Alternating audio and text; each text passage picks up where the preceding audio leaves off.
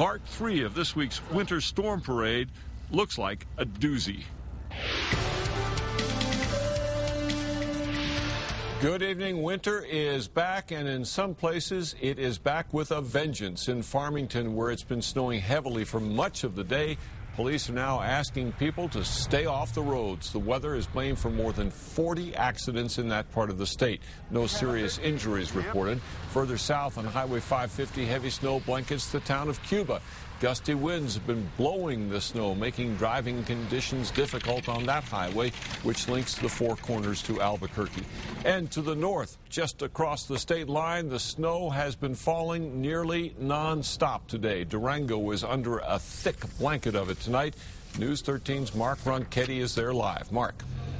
Well, Dick, I tell you what, estimates right now 8 to 12 inches here in town, and probably expecting at least another foot. Steady snow coming down at this point. The roads are snow-packed and icy. Needless to say, a difficult go for many travelers here, and it's going to get worse. Let's go right to the warnings and show you how things are shaking out for us, and we have a lot of warnings across the board here. Winter storm warnings here in Durango. They stretch all the way down through Farmington, Gallup, and into Silver City, and they also include the northern mountains and east mountains throughout the day tomorrow as well, and into Saturday morning. Well over a foot of snow in some of the higher elevations, 6 to 12 inches even in some lower elevations in the pink shaded area. Doesn't include Albuquerque yet. Let's continue to watch that and see how things shake out. Also, we have some gusty winds out there as well along the east slopes of the central mountain chain. Wind gusts up to 50 miles an hour. Blizzard warnings, by the way, just to our north up around Silverton. Very difficult travel conditions there. Looking at the radar for us, we have activity, no question about it, over Arizona in the form of some rain. And in fact, this is really the warm part of the storm that you're looking at, that big blob of rain to our west. Now, you have to get up in some of the higher elevations, like places like Durango, and as you go to the north of here to transition everything to snow. Farmington getting some snow as well. What's going to happen, though, is that green is going to end up changing over to snow here as we work our way into tomorrow, and it is going to affect the metro. Details on that, plus your full forecast coming up. All right, Mark. Well, it has been raining for most of the day in Gallup, but that is now starting to change. Let's go live to Amanda Goodman, who's there. Amanda?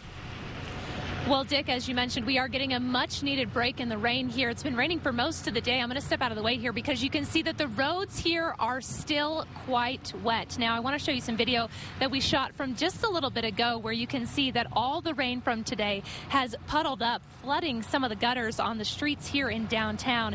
Now, police tell me that there have been a few minor accidents. Those were rather weather-related and mostly just from people driving too fast, but there were no serious injuries in any of those accidents. The concern now is that these roads will get slick as the temperature drops. Now, all this rain is part of a storm that hit Flagstaff, Arizona today, dumping 21 inches of snow, and it forced the closure of Interstate 17. And in fact, we just learned that I-40 heading into Winslow, Arizona has been shut down east and west. So if you're heading from Gallup going on the I-40 west, once you get to Winslow, they're going to turn you around. So don't even try it.